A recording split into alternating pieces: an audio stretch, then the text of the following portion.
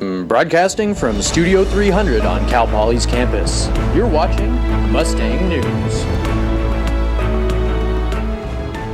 Thanks for joining us for this special edition of Mustang News. I'm Amanda Fridley.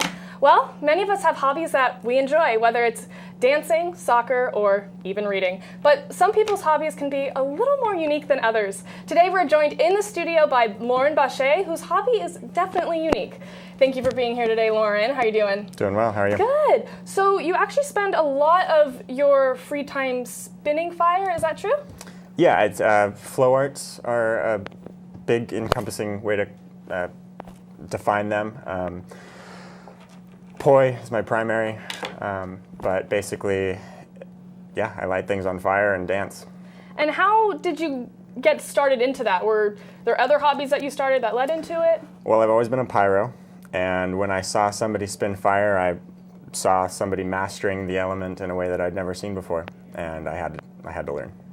And how exactly did that art of spinning fire or poi get started? Do you know the history behind it? Well, poi is Polynesian for ball on a string. It was an ancient Maori culture. The women in the tribe would perform a unified dance with the tool.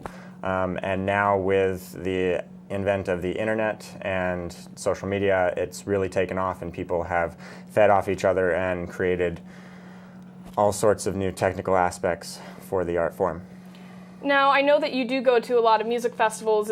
Is that something that is done there? Is that kind of where your passion fed off of? That was the first place that I saw it, but now it's become such such a more pervasive passion in my life. I practice at full moons, new moons, on the beach, anywhere I go. Really, I bring my props. That's great. And speaking of props, what kind of equipment does it take to do Well, that? the fire is Kevlar wick on some sort of chain or fireproof material. These ones are LEDs I use for practice. Mm-hmm. They have a million different modes, and they don't hurt. And then so that's poi specifically, but there's all sorts of different props. And what kind of danger is involved? What kind of danger is involved in spinning? Well, you play with fire, you're going to get burned, Amanda. So I certainly burn myself. I burn my hair frequently. That's the risk. What is the worst injury that you've seen? Worst I've ever seen was with fire breathing, and that's also the worst injury I've ever received was from fire breathing. A guy lit his face on fire, and it was on fire for about 10 seconds before he finally got it out, and he suffered third-degree burns.